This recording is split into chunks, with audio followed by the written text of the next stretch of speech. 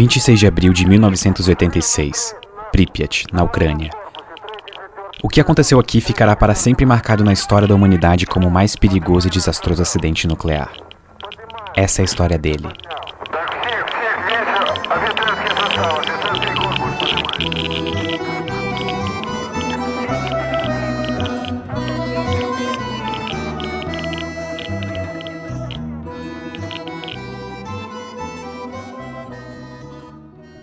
Em 1970, a usina nuclear Vladimir Ilyich Lenin, popularmente conhecida como Chernobyl, começou a ser construída.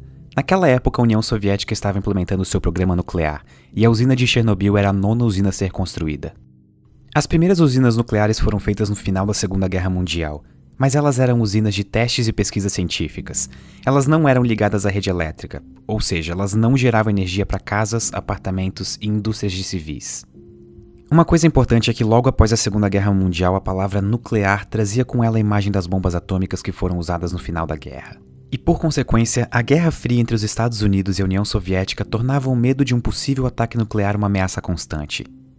Mas uma coisa que ambos os lados sabiam é que a energia nuclear poderia ser usada para abastecer energeticamente a população. Na época, a União Soviética possuía uma vasta extensão territorial, só que com isso surgia um problema de demanda energética e de recursos econômicos.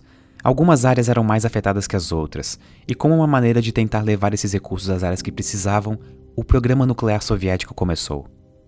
Em 1951, a primeira usina nuclear conectada à rede elétrica do mundo começou a ser construída.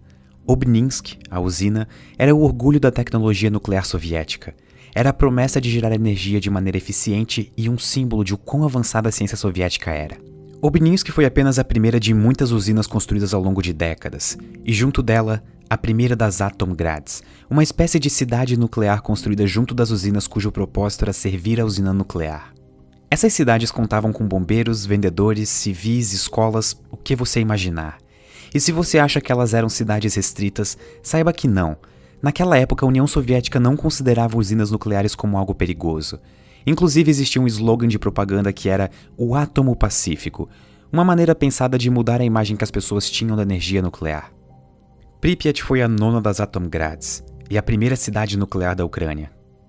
Pripyat era a cidade vizinha da usina de Chernobyl, que na verdade era para ter sido construída a 25 km de Kiev, que hoje é a capital da Ucrânia.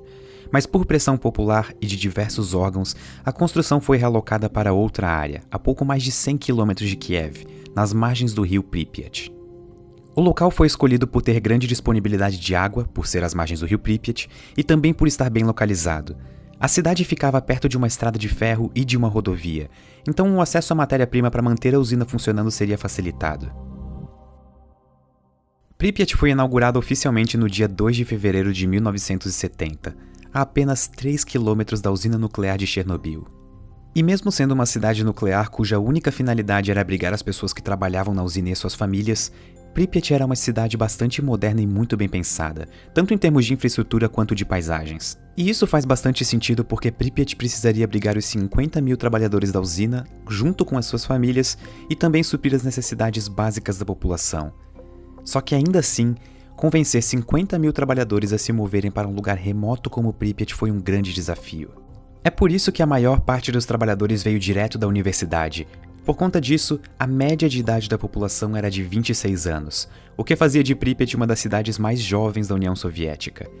Estima-se que todos os anos cerca de 1000 bebês nasciam na cidade, e quando eu falei que ela tinha uma estrutura surpreendente, é porque ela realmente tinha. Pripyat tinha jardins de infância, escolas de ensino fundamental e médio para quase 10 mil alunos, um hospital com capacidade para 410 pacientes, 35 parques, um cinema, estádios de esportes, academias e muitas outras coisas. De fato, Pripyat chegou a abrigar 49.360 pessoas quando o acidente aconteceu.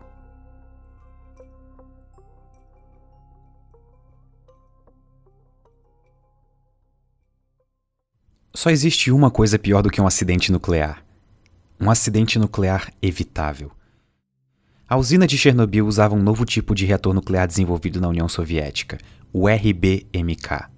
Os reatores RBMK eram considerados bons na época por alguns motivos. Primeiro, eles eram extremamente baratos de serem construídos, o que permitia que eles fossem montados em série, e isso acelerava a expansão do programa nuclear soviético como um todo. Segundo, eles poderiam servir não só como gerador de energia elétrica, mas também como uma usina de produção de plutônio, que é um subproduto da operação de um desses reatores. O plutônio então poderia ser utilizado para projetos militares e até para fazer armamentos nucleares. Sendo eficiente financeiramente, possível de construir vários rapidamente e ainda usar como matéria-prima para armamentos nucleares no meio da Guerra Fria, fizeram dos RBMKs os reatores escolhidos pelo programa nuclear soviético. Mas eles tinham alguns problemas. Pensem em usinas nucleares como grandes máquinas a vapor. O funcionamento básico de uma é o seguinte: você tem o núcleo do reator, que é composto pelo combustível nuclear. Geralmente é urânio, como no caso de Chernobyl.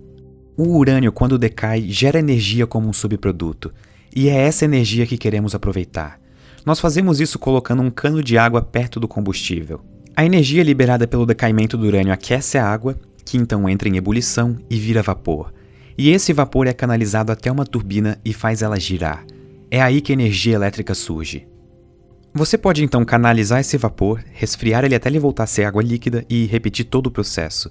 Enquanto o urânio no núcleo do reator estiver fissionando, ele vai continuar aquecendo a água, e é esse processo que aproveitamos para gerar energia com usinas nucleares. Na sua essência, a diferença entre usinas nucleares e usinas termoelétricas de carvão, por exemplo, é que ao invés de queimar carvão para gerar energia, você está usando o decaimento dos átomos de urânio. Mas um detalhe importante que torna muito mais complexo operar uma usina nuclear é a necessidade de um moderador e hastes de controle. Se você quer gerar energia elétrica para um país, não faz sentido você deixar que o urânio decaia todo de uma vez, ou então fazer com que ele nunca decaia e a água nunca vire vapor. Para isso, você adiciona um moderador, que no caso de Chernobyl era grafite. A função do moderador é simples, mas extremamente importante. Os nêutrons liberados no decaimento radioativo do urânio possuem velocidades altíssimas. Para garantir que a reação em cadeia da fissão do urânio continue por bastante tempo, você precisa desacelerar esses nêutrons para eles terem mais chance de serem absorvidos por outros átomos de urânio, e com isso, continuar a reação em cadeia. É importante notar que a diferença operacional de uma bomba nuclear de fissão e uma usina nuclear é que na bomba você quer que todo o combustível nuclear decaia rapidamente e libere a maior quantidade de energia no menor tempo possível. Para isso, você precisa de um combustível extremamente enriquecido e puro. Só que em uma usina nuclear, você quer que esse decaimento seja constante e ao longo de muito tempo, para continuar gerando energia pelo maior tempo possível. Só que a parte complexa é que átomos de urânio não vêm com botões de liga e desliga. Eles sempre vão estar decaindo, não importa o que você faça.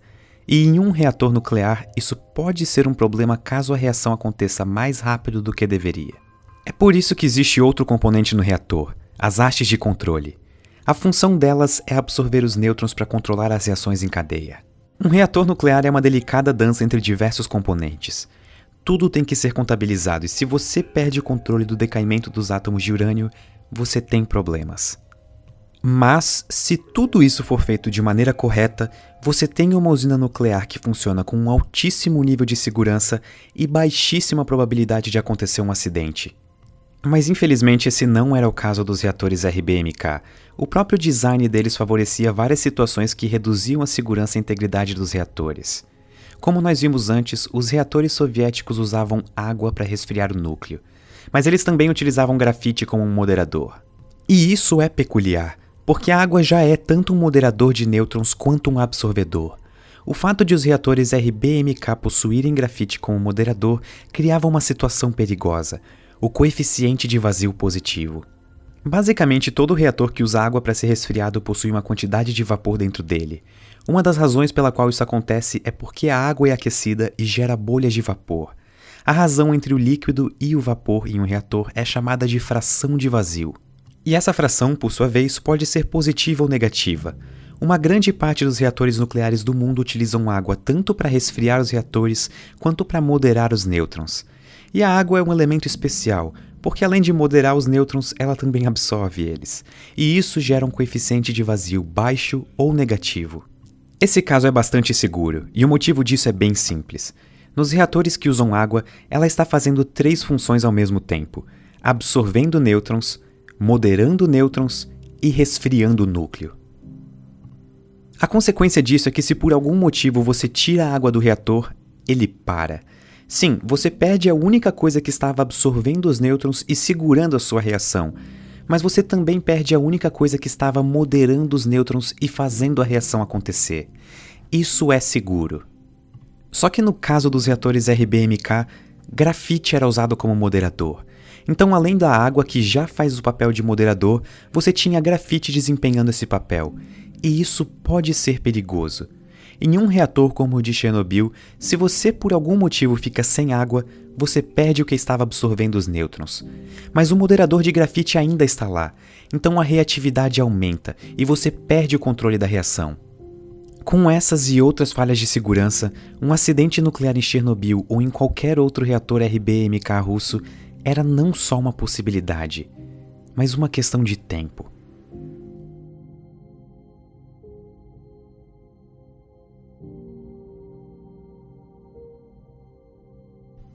À 1h da madrugada, o reator número 4 da usina nuclear de Chernobyl estava operando normalmente. Um teste de segurança estava marcado para acontecer coincidindo com o dia em que o reator número 4 seria desligado para manutenção. A intenção do teste era verificar como o reator operaria em uma situação de emergência. A situação era o seguinte: reatores RBMK precisam de água para serem resfriados. No caso do reator número 4, 28 mil litros por hora. Essa água toda era bombeada por bombas de água, mas elas precisam de eletricidade para funcionar, que curiosamente era alimentada pelo próprio reator. Então, se ele parasse de funcionar ou houvesse alguma situação emergencial em que a energia elétrica fosse perdida, a usina tinha 3 geradores de diesel à disposição. O problema é que esses geradores levavam de 60 a 75 segundos para atingir a velocidade total necessária para fazer as bombas de água funcionarem. Isso significa que em uma emergência os reatores ficariam praticamente 1 minuto sem água, o que seria desastroso. Isso era um risco de segurança inaceitável.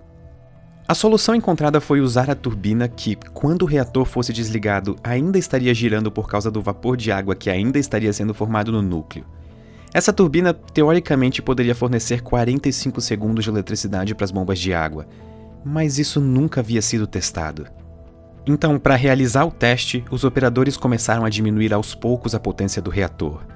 Às 13h05, 12 horas depois do início do processo, o reator estava operando com 50% da potência normal.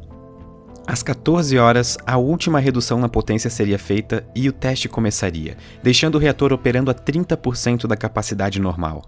Mas inesperadamente, os controladores da rede elétrica em Kiev pediram para o teste ser interrompido porque haveria uma alta demanda energética e, portanto, o reator precisaria estar funcionando. Os operadores de Chernobyl deixaram o reator operando a 50% da potência por mais 9 horas. Às 23h04, os controladores em Kiev permitiram que o teste continuasse. E é aqui que as coisas começaram a dar errado. O teste era para ser feito durante o dia, com uma equipe devidamente preparada. Mas naquele horário, o turno do dia já tinha ido embora e quem continuaria o teste seria o turno da noite, que não estava preparado. Às 0 horas, o novo turno havia assumido o teste. Entre as pessoas na sala de controle estavam Alexander Akimov, chefe do turno noturno, Leonid Toptunov, o operador das hastes de controle, e Anatoly Dyatlov, o chefe engenheiro da usina de Chernobyl. Para o teste acontecer, o reator precisaria estar operando a 700 MW. Essa potência foi atingida às 0h05. Só que dentro do reator, um dos subprodutos do decaimento radioativo, o xenônio-135, que absorve nêutrons, estava começando a se acumular. Isso é um processo conhecido como envenenamento do reator, e a consequência disso é que a potência continua a diminuir apesar de os operadores não terem feito mais nenhuma alteração. Às 0h28, o supervisor do turno noturno, Alexander Akimov, começou uma discussão com o chefe engenheiro da usina, Anatoly Dyatlov. Akimov dizia que o manual mandava que a potência do reator não poderia ser menor do que 700 MW, mas Dyatlov, que tinha um cargo maior, dizia que 200 MW seriam seguros. Como Dyatlov tinha um cargo maior, ele tinha a última palavra.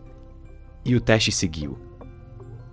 A potência do reator continuou a cair por causa do envenenamento de xenônio, quase chegando na potência para desativar o reator.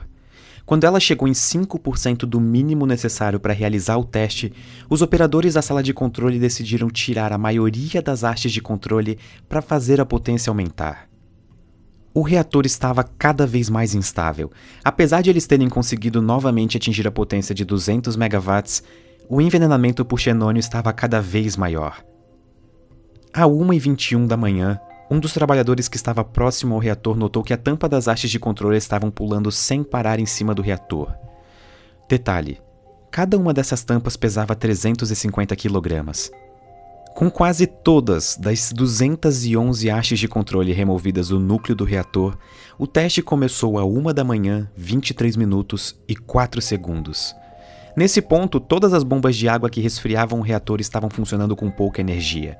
Isso diminuiu a quantidade de água que conseguia chegar no sistema. E é aqui que entra o coeficiente de vazio positivo. Bolhas de vapor começaram a se formar na água que deveria resfriar o núcleo. O vapor, diferente da água líquida, quase não consegue absorver nêutrons. A reação estava completamente descontrolada. Conforme mais e mais água ia se transformando em vapor, o único elemento que absorvia nêutrons havia sido tirado do sistema, já que quase todas as hastes de controle estavam fora do núcleo naquele momento. A única coisa que restava eram os moderadores de grafite, que faziam a reação ocorrer mais rapidamente.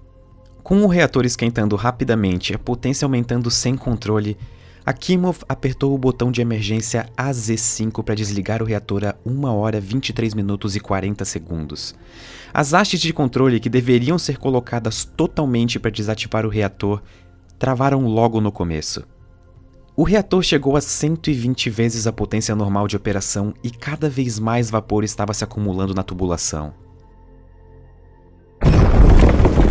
A tampa de 1000 toneladas que ficava sobre o reator é arremessada para cima por causa da explosão. O núcleo agora estava exposto. Conforme o oxigênio entrava no núcleo, o grafite que servia de moderador começava a pegar fogo. As condições no reator eram tão extremas que o ar que entrava no reator reagia com a água e o metal dos tubos e gerava hidrogênio.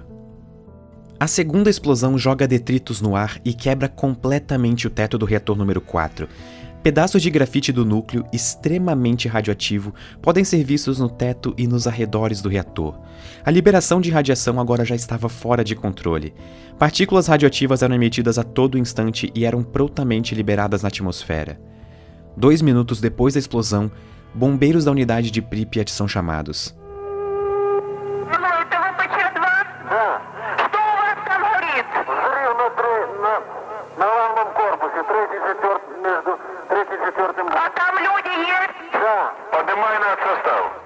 Um dos primeiros bombeiros a chegar no local foi Vassily Ignatenko. De acordo com a sua esposa, Lyudmila Ignatenko, os bombeiros foram chamados sem saber exatamente qual era o tipo do acidente que havia acontecido na usina. Sem nenhum tipo de proteção especial, muitos dos bombeiros lutavam bravamente contra o fogo, muitas vezes chutando blocos de grafite extremamente radioativos que estavam espalhados pelo chão ao redor da usina. Aproximadamente às 6h35 da manhã do dia 26, os focos de incêndio já estavam controlados, com exceção do reator 4, que continuaria pegando fogo por vários dias. Nesse ponto, pelo menos 186 bombeiros haviam sido chamados. Ainda pela manhã, os bombeiros foram levados ao hospital local de Pripyat, com sintomas de síndrome aguda da radiação. Mesmo sendo uma cidade cujo propósito era servir a usina de Chernobyl, Pripyat não tinha como atender a todos aqueles bombeiros e pessoas. As roupas que eles usaram estavam contaminadas e emitiam grandes doses de radiação. Elas foram tiradas e jogadas no subsolo do hospital, e elas continuam radioativas até hoje. Durante a noite, eles foram levados para o Hospital número 6 em Moscou, um hospital especializado em radiologia. Radiação é invisível, não tem gosto, não tem cheiro e não emite som. Os bombeiros e operadores da usina logo começaram a apresentar sintomas como vômito, náusea e, em alguns casos, confusão mental. Dependendo da dose de radiação absorvida pela pessoa, esses sintomas podem aparecer após horas ou dias. No caso de alguns bombeiros e operadores de Chernobyl, isso aconteceu em minutos. O problema acontece por causa da radiação ionizante. Ela consegue tirar elétrons dos átomos, e uma das consequências disso é a alteração do DNA das células. Como resultado, elas não conseguem mais funcionar corretamente. As proteínas necessárias para o funcionamento das suas células param de ser sintetizadas. As células que compõem o seu corpo começam a morrer. A Lyudmila Ignatenko conta que, ao chegar no hospital número 6 em Moscou, ela ficou surpresa com a condição do marido, Vassily Ignatenko. Ele parecia estar bem, como se até estivesse melhorando e saudável. Mas infelizmente, ele e os outros bombeiros estavam na fase latente da síndrome aguda da radiação. Apesar de parecerem estar melhorando, dentro dos seus corpos as células da medula óssea estavam morrendo. Com isso, o seu corpo para de produzir as células do sangue, entre elas os glóbulos brancos que servem como a nossa proteção contra infecções. Com um organismo extremamente debilitado e sistema imunológico praticamente inexistente, começa a próxima fase da síndrome aguda da radiação. Nela, os sintomas anteriores podem voltar: vômito, náusea. Mas o que realmente marca essa fase é que os últimos glóbulos brancos do seu sangue começam a morrer, e eles não são repostos porque a sua medula óssea não funciona mais. E sem plaquetas para ajudar na coagulação, o corpo começa a sofrer com hemorragias. O seu sistema digestivo para de funcionar, e você não consegue mais comer. As células do seu corpo vão morrendo uma a uma porque não conseguem reparar o dano que foi feito pela radiação ionizante. Em menos de 2 semanas, o dano irreparável que a radiação fez no corpo leva à morte do paciente. Essa é o que acreditamos ser a primeira imagem tirada do acidente, e a única que ainda existe daquela manhã. O fotógrafo se chamava Igor Kostin. Você percebe a quantidade de grãos nessa imagem? Isso provavelmente foi causado pela radiação. Uma coluna de fumaça continuava a emanar do reator, e essa fumaça levava partículas extremamente radioativas para a atmosfera e estava contaminando Pripyat e as cidades ao redor. Quando questionados sobre o nível de radiação ao redor da usina, os dosimetristas reportaram 3,6 Roentgens por hora. O detalhe é que essa era a medição máxima daquele medidor específico. A radiação ao redor na usina na verdade chegava a 30.000 Roentgens por hora. Mesmo sabendo que 3,6 era o valor máximo daquele medidor, o chefe da usina, Viktor Byukhanov, reportou a Moscou que o acidente foi pequeno e estava sob controle. Só que, de verdade, ele estava fora de controle.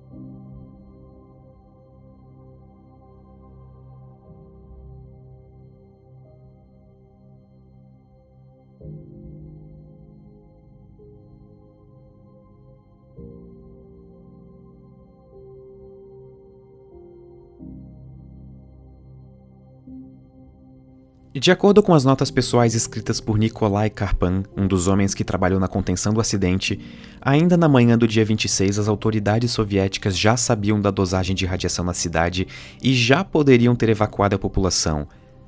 O que não aconteceu.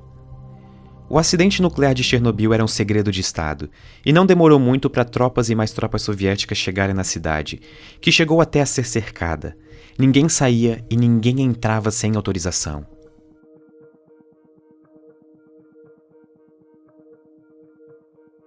A evacuação só começou na tarde do dia 27 de abril, depois de as autoridades soviéticas não falarem nada para os residentes de Pripyat por praticamente 36 horas. Os habitantes de Pripyat foram instruídos a levarem apenas itens pessoais, já que a evacuação supostamente seria por apenas 2 ou 3 dias. Mais de 1.200 ônibus foram utilizados para evacuar algo entre 40 e 45 mil pessoas que estavam na cidade. Elas não sabiam, mas nunca mais voltariam para casa.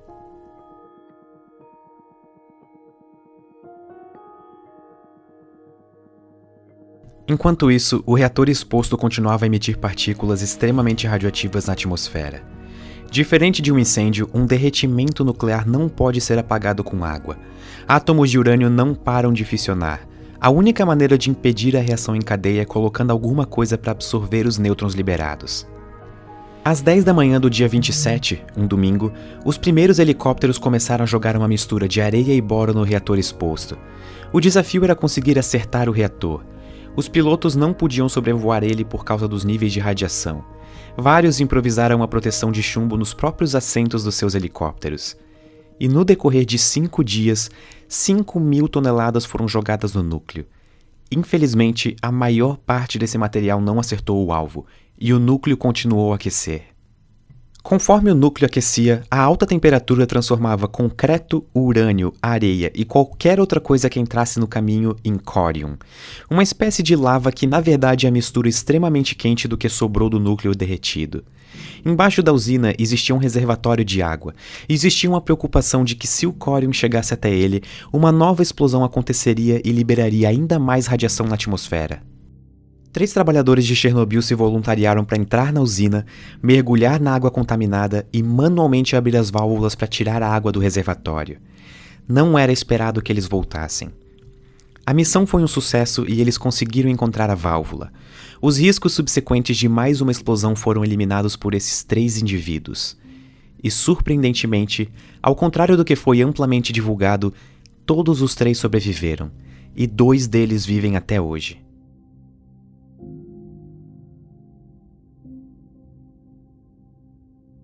Com o perigo imediato de novas explosões eliminado, ainda restava um problema: o núcleo do reator.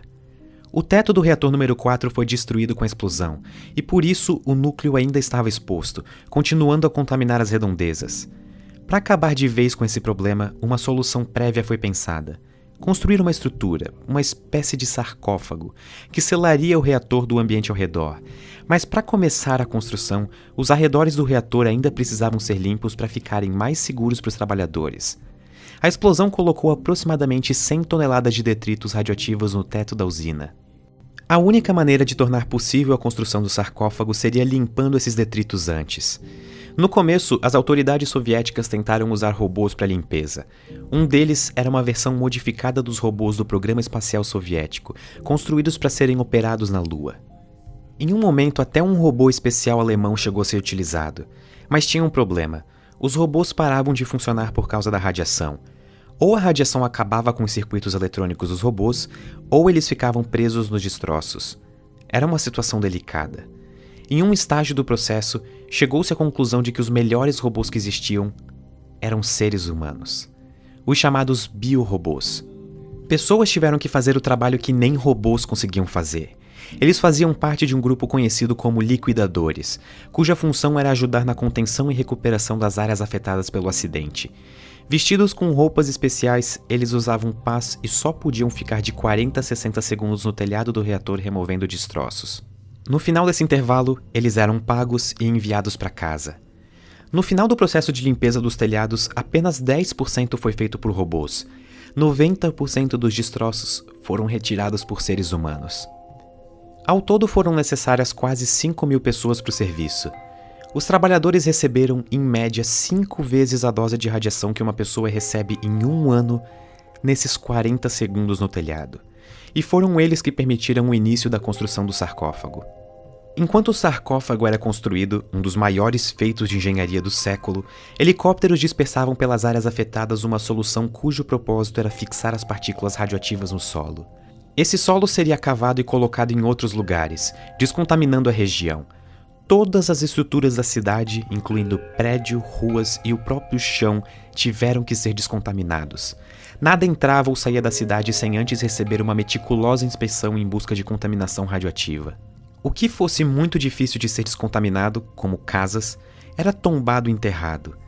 Mais de 600.000 pessoas trabalharam ao longo dos meses seguintes ao acidente na descontaminação das áreas afetadas.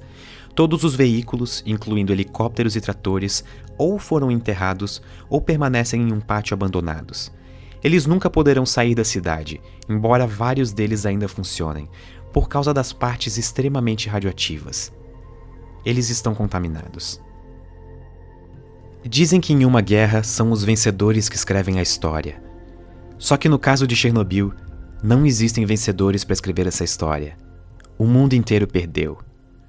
Antes uma cidade que abrigava 50.000 pessoas, hoje Pripyat é uma amarga lembrança de um dos episódios mais desastrosos da história. Uma cidade completamente abandonada, em que muitos dos locais estão exatamente como foram deixados no dia 27 de abril de 1986. É difícil de estimar exatamente o número de casualidades decorrentes do acidente. O número oficial divulgado pelas autoridades soviéticas é 31, e esse número é mantido desde 1986. Mas esse número só engloba os trabalhadores e bombeiros que pereceram diretamente como decorrência do acidente. Embora seja difícil de contabilizar as pessoas afetadas no longo prazo, algumas estimativas colocam esse número na casa dos 4.000. Outras, organizadas por grupos de sobreviventes, instituições científicas e ambientais, sobem esse número para 93.000. Mas essa não é a única consequência do acidente. Existe um país pequeno chamado Bielorrússia, com uma população de 10 milhões de pessoas. Como resultado do acidente, o país perdeu 485 vilas e assentamentos. Durante a Segunda Guerra Mundial, o país perdeu 1 de cada 4 habitantes. Hoje, 1 em cada 5 bielorrussos vivem em terras contaminadas. Uma zona imensa foi interditada e continua interditada até hoje.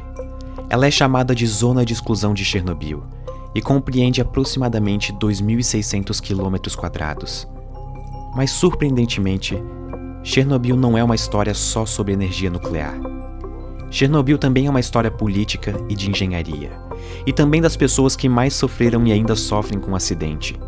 Usinas nucleares não são simples, e a segurança deve ser máxima e sempre priorizada, diferente do que era feito na usina de Chernobyl e nos reatores RBMK russos. Pripyat é um testemunho perpétuo do preço que se paga quando não fazemos nada disso direito.